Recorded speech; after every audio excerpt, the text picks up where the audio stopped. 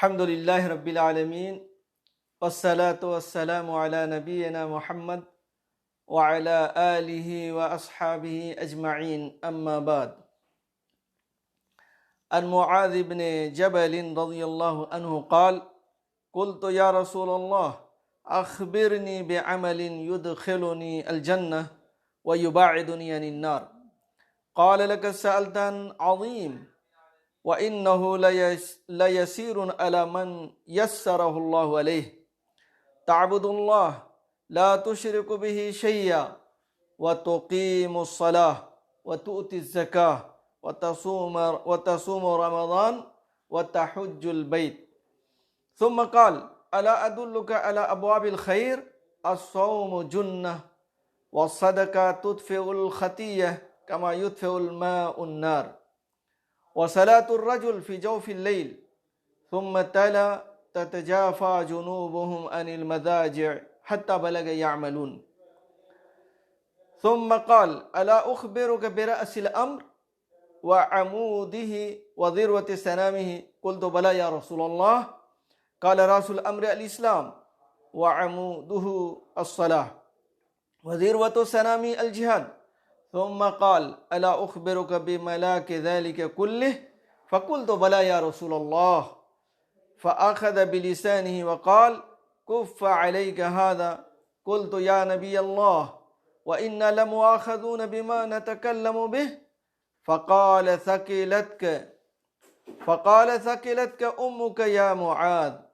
وهل يكب الناس في النار على وجوههم أو قال على مناخرهم إلا حصائد ألسنتهم؟ رواه الترمذي وقال حدیث حسن صحیح. محترم ناظرین کرام، السلام علیکم ورحمۃ اللہ وبرکاتہ. ابھی آپ کے سامنے 40 نوویہ سے جو حدیث پڑھی گئی ہے، 29 نمبر کی یہ حدیث ہے.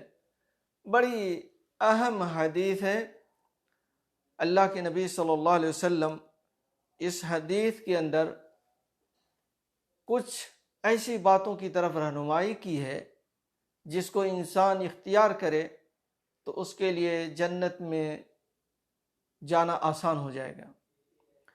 حضرت معاذ بن جبل رضی اللہ عنہ کہتے ہیں کہ میں نے کہا: اے اللہ کے رسول، مجھے خبر کیجئے، مجھے ایسا عمل بتائیں جو مجھے جنت میں لے جائے اور جہنم سے دور کر دے. تو آپ نے فرمایا: تو نے ایک انتہائی عظیم چیز کا سوال کیا ہے، لیکن اللہ تعالیٰ جس کے لیے آسان فرما دے اس کے لیے بلا شبہ بڑا آسان کام ہے. اللہ تعالیٰ کی عبادت کرو اور اس کے ساتھ کسی کو شریک نہ ٹھہراؤ. نماز قائم کرو، زکوٰۃ ادا کرتے رہو، رمضان کے روزے رکھو، بیت اللہ کا حج کرو. پھر فرمایا: کیا میں تجھے نیکی کے دروازے نہ بتا دوں؟ روزہ جہنم سے ڈھال ہے، صدقہ گناہوں کو ایسے مٹا ڈالتا ہے جیسے پانی آگ کو بجھا دیتا ہے. اور انسان کا آدھی رات کے وقت نماز ادا کرنا یہ بھی بڑا بہترین عمل ہے. اور پھر آپ نے یہ آیت تلاوت فرمائی: اہل ایمان کے پہلو رات کو بستر سے علیحدہ رہتے ہیں. یعنی آپ نے جو آیت پڑھی وہ اس طریقے سے: تتجافى جنوبهم عن المضاجع يدعون ربهم خوفا وطمعا ومما رزقناهم ينفقون فلا تعلم نفس ما اخفي لهم من قرة اعين جزاء بما كانوا يعملون. اہل ایمان کے پہلو رات کو بستر سے علیحدہ رہتے ہیں اور اپنے رب کو اس کے عذاب کے خوف اور رحمت کی امید کے ملے جلے جذبات و کیفیات سے پکارتے ہیں، اور ہم نے انہیں جو کچھ دیا ہے اس میں سے خرچ کرتے ہیں. کوئی نہیں جانتا کہ ہم نے ان کی آنکھوں کی ٹھنڈک کے لیے کیا کچھ تیار کر رکھا ہے۔ یہ سب ان کے کیے ہوئے اعمال کی جزا اور بدلہ ہوگا۔ پھر فرمایا آپ صلی اللہ علیہ وسلم نے، کیا میں تجھے دین کی اصل یعنی بنیاد، اس کا ستون اور اس کا بلند ترین عمل نہ بتا دوں؟ میں نے کہا ہاں یا رسول اللہ، کیوں نہیں یا رسول اللہ؟ تو آپ نے فرمایا دین کی اصل، دین کی بنیاد اسلام ہے، یعنی مکمل اطاعت اور خود سپردگی ہے۔ اللہ کے اطاعت کریں اور اس کو اپنے آپ کو سپرد کر دیں۔ اس کا ستون، کھمبا نماز، اور افضل و بلند عمل جہاد ہے۔ اس کی چوٹی افضل یعنی افضل اور بلند عمل جہاد ہے۔ پھر فرمایا کیا میں تجھے ان تمام اعمال کی بنیاد یعنی جس چیز پر ان کا دار و مدار ہے اس کی خبر نہ کر دوں؟ میں نے کہا جی ہاں رسول اللہ صلی اللہ علیہ وسلم، جی ہاں اے اللہ کے رسول صلی اللہ علیہ وسلم، کیوں نہیں؟ تو آپ نے اپنی زبان مبارک پکڑی اور فرمایا اسے قابو میں رکھو، زبان کو قابو میں رکھو۔ میں نے کہا اے اللہ کے نبی، ہم جو کچھ بولتے ہیں کیا اس کا مواخذہ ہوگا؟ جو کچھ ہم بولتے ہیں اس پر بھی سوال ہوگا؟ آپ نے فرمایا اے معاذ، تجھے تیری ماں روئے، تجھ پر تیری ماں روئے یا گم پائے، لوگوں کو اوندھے منہ یا نتنوں کے بل جہنم میں ان کی زبانوں کی کٹائی یعنی کمائی ہی تو لے جائے گی۔ میرے عزیزوں اور دوستو، یہ رہا اس حدیث کا ترجمہ۔ یہ بڑی اہم حدیث ہے۔ اس حدیث میں حضرت معاذ ابن جبل رضی اللہ عنہ نے نبی صلی اللہ علیہ وسلم سے درخواست کی کہ اے اللہ کے رسول، کوئی ایسا عمل بتائیں جو مجھے جنت میں لے جائے اور جہنم سے بچا لے۔ اس لیے کہ یہی تو ہماری زندگی کا اصل مقصد ہے کہ ہم جنت والے ہو جائیں، جہنم سے بچ جائیں، جنت میں داخلہ مل جائے اور جہنم سے ہم بچا لیے جائیں۔ تو آپ نے ان کے جواب میں چند بنیادی اعمال بتلائے جن کی پابندی، جن پر عمل کرنے سے، اس کو برتنے سے آدمی جنت میں داخل ہوگا، یعنی جنت میں داخلے کی ضمانت ہے۔ تو سب سے پہلے آپ صلی اللہ علیہ وسلم نے انہیں ارکان اسلام بتائے، نماز کی پابندی، زکوٰۃ کی ادائیگی، رمضان کے روزے رکھو، بیت اللہ کا حج کرو اور اللہ کے ساتھ کسی کو شریک نہ ٹھہراؤ۔ پھر ابواب الخیر یعنی نیکی کے دروازے آپ نے بتائے۔ آپ نے فرمایا کہ روزہ ڈھال ہے، ہم جو روزہ رکھتے ہیں یہ ڈھال ہے، ہم کو گناہ اور معصیت اور اللہ تعالیٰ کے غضب اور جہنم سے بچانے والا ہے۔ روزے کا بڑا فائدہ ہے۔ اسی لیے اللہ کے نبی صلی اللہ علیہ وسلم فرماتے ہیں من صام رمضان ایمانا و احتسابا غفر له ما تقدم من ذنبه۔ بخاری و مسلم کی یہ روایت ہے کہ جو شخص بحالت ایمان، احتساب، حصول ثواب کی نیت سے روزہ رکھے اس کے پچھلے تمام گناہ بخش دیے جاتے ہیں۔ اور ایک روایت میں، صحیح مسلم کی روایت میں ہے کہ اللہ کی راہ میں ایک روزہ رکھنے سے اللہ تبارک و تعالی روزے دار کو جہنم سے 70 برس کی مسافت دور کر دیتا ہے۔ تو روزے کا بڑا فائدہ ہے، دنیاوی بھی فائدہ، اخروی بھی فائدہ ہے، جسمانی بھی فائدہ، روحانی بھی فائدہ اور اخروی بھی فائدہ ہے۔ اسی طریقے سے آپ صلی اللہ علیہ وسلم نے صدقے کے بارے میں فرمایا کہ صدقہ گناہوں کو مٹا دیتا ہے، جیسے پانی سے آگ بجھ جاتی ہے، پانی سے آگ بجھ جاتی ہے، صدقے سے گناہ مٹ جاتے ہیں۔ پھر آپ نے قیام اللیل کا ذکر کیا، یعنی رات میں تہجد کی نماز ادا کرنا۔ حضرت عمر بن انبسہ رضی اللہ عنہ سے روایت ہے، وہ کہتے ہیں کہ میں نے نبی صلی اللہ علیہ وسلم کو یہ فرماتے ہوئے سنا کہ آپ فرما رہے تھے اقرب ما یکون الرب من العبد فی جوف اللیل الآخر فإن استطعت ان تکون ممن یذکر اللہ فی تلک الساعة فکن۔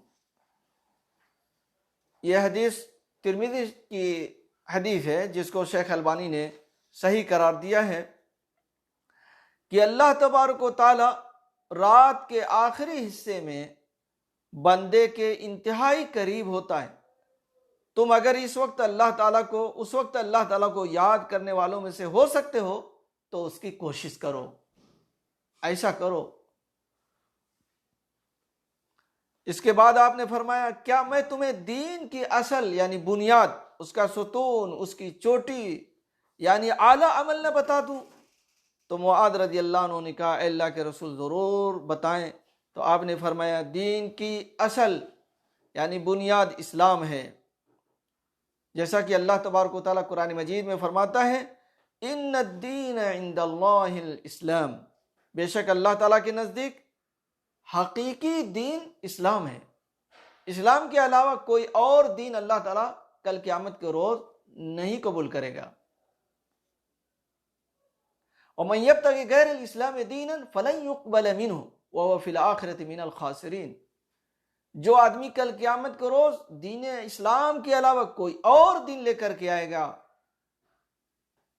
یہودیت، نصرانیت، ہندو مذہب، سکھ مذہب، جین، بدھ، کوئی بھی مذہب لے کر کے آئے گا، اللہ تعالیٰ اس کو قبول نہیں کرے گا۔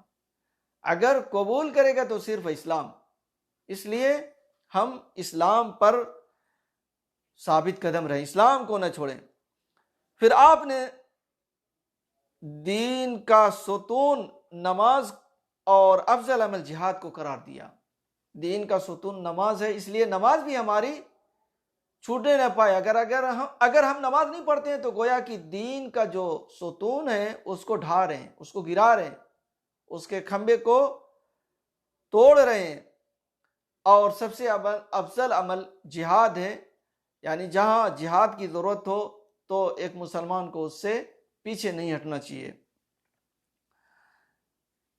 اسی طریقے سے اللہ کے نبی صلی اللہ علیہ وسلم نے سب سے آخر میں زبان کی حفاظت کی تاکید فرمائی ہے۔ زبان جو ہم پورا دن اس کو چلاتے رہتے ہیں، اور بعض لوگ تو ایسے ہیں کیا بولتے ہیں کیا نہیں بولتے ہیں ان کو اس کا خیال نہیں ہے، بس ان کی باتوں سے لوگوں کو مزہ آئے۔ کبھی کوئی آدمی کسی کی غیبت کر رہا ہے، کسی کی چگلی کر رہا ہے، جھوٹ بول رہا ہے، کوئی آدمی کسی کو ہنسانے کے لیے جھوٹی باتیں بیان کر کے لوگوں کو ہنسا رہا ہے، پہلیاں سنا رہا ہے ادھر ادھر کی کہ لوگ ہنسیں۔ تو میرے بھائیوں اور دوستو، اس زبان پر ہم کو قابو کرنا چاہیے۔ اللہ کے نبی صلی اللہ علیہ وسلم بسا اوقات کبھی کبھی اپنے صحابہ سے مذاق کرتے تھے، وَكَانَ يَمْزَحُ وَلَا يَقُولُ إِلَّا حَقًّا۔ اللہ کے نبی صلی اللہ علیہ وسلم مذاق کرتے اپنے صحابہ سے، لیکن حق بات بول کر کے حق بولتے تھے، جھوٹ نہیں جیسے آج کل ہو رہا ہے۔ تو میرے بھائیوں دوستو، زبان کی ہمیں حفاظت کرنی چاہیے۔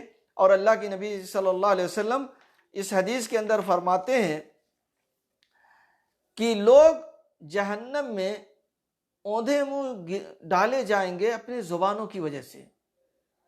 زبان کی حفاظت نہیں کرتے تھے، زبان کو قابو میں نہیں رکھتے تھے، زبان پر لگام نہیں ڈالتے تھے۔ اس لیے ہم وہی بات بولیں جو اچھی ہو، جو بہتر ہو، جو دین کی ہو، جو شریعت کی ہو، اور غلط بات نہ بولیں۔ جب بھی ہم لوگوں کے سامنے ہو تو اچھی بات بولیں، ورنہ چپ رہیں۔ چپ رہنے میں کون سا پہاڑ ہمارے اوپر گر جائے گا۔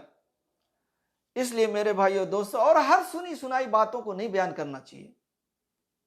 اس لیے کہ حدیث میں ہے، اللہ کے نبی صلی اللہ علیہ وسلم فرماتے ہیں کہ آدمی کے لیے جھوٹا ہونے کے لیے یہی کافی ہے کہ جو سنے وہ بیان کرے۔ جیسے آج کل واٹس ایپ پر جو بھی میسج آ جاتا ہے فوراً اس کو فارورڈ کر دیتے ہیں، آگے بھیج دیتے ہیں، تحقیق نہیں کرتے کہ یہ بات صحیح ہے کہ نہیں ہے۔ اب کہیں رہتا ہے کہ اگر اس میسج کو آپ بھیجیں گے تو آپ کا یہ فائدہ ہوگا، نہیں بھیجیں گے تو آپ کے یہاں کوئی نقصان ہو سکتا ہے، اور اس کے بارے میں کہتے ہیں کہ یہ حدیث میں ہے۔ اس طرح کی باتیں، اس لیے میرے بھائی یہ سب تو غلط باتیں ہیں، اور ہم جو بھی کام کریں تحقیق سے کریں، بس سنی سنائی باتوں پر نہیں، تحقیق کریں۔ کوئی بھی میسج، کوئی بھی پیغام آتا ہے تو دیکھیں کہ یہ صحیح پیغام ہے کہ نہیں ہے۔ تو میرے بھائیو اور دوستو، زبان پر لگام دینا انتہائی ضروری ہے۔ اگر ہم ایسا نہیں کریں گے تو اگر ہم ایسا نہیں کریں گے تو پھر جہنم میں جانا ہوگا، اس لیے کہ یہ بڑی خطرناک ہے زبان۔ زبان کو اچھی چیزوں میں لگائیں گے تو آپ اس کا بدلہ اچھا پائیں گے، بری چیزوں میں لگائیں گے تو اس کا برا بدلہ پائیں گے۔ ایک عورت نبی صلی اللہ علیہ وسلم کے زمانے میں نمازی تھی، روزہ رکھتی تھی، زکوٰۃ دیتی تھی، صدقہ و خیرات کرتی تھی، لیکن صحابی نے کہا کہ وہ اپنی زبان سے لوگوں کو تکلیف پہنچاتی ہے، اذیتیں دیتی ہے، تو آپ صلی اللہ علیہ وسلم نے فرمایا کہ یہ جہنمی عورت ہے، جہنم میں جائے گی۔ تو یہ زبان بہت اہم ہے، اسی لیے اللہ کے نبی صلی اللہ علیہ وسلم فرماتے ہیں کہ جو آدمی اپنی زبان کی اور اپنی شرمگاہ کی حفاظت کی ذمہ داری لے تو میں اس کے لیے جنت کی ذمہ داری لیتا ہوں۔ تو یہ دونوں چیزیں بہت اہم ہیں، شرمگاہ اور زبان۔ تو ہم نے یہ جو حدیث آپ کے سامنے رکھی، جو پڑھی ہے، بڑی اہم حدیث ہے۔ اس حدیث کے معانی پر غور کرنا چاہیے اور اس کے مطابق اپنی زندگی بنانا چاہیے۔ اللہ تعالیٰ سے دعا ہے کہ اللہ تعالیٰ ہمیں اور آپ تمام لوگوں کو نیک عمل کی توفیق عطا فرمائے، اور جو برے کام ہیں، جو برے عمل ہیں، جو بری باتیں ہیں، اللہ تعالیٰ ان سب چیزوں سے ہم لوگوں کی حفاظت فرمائے۔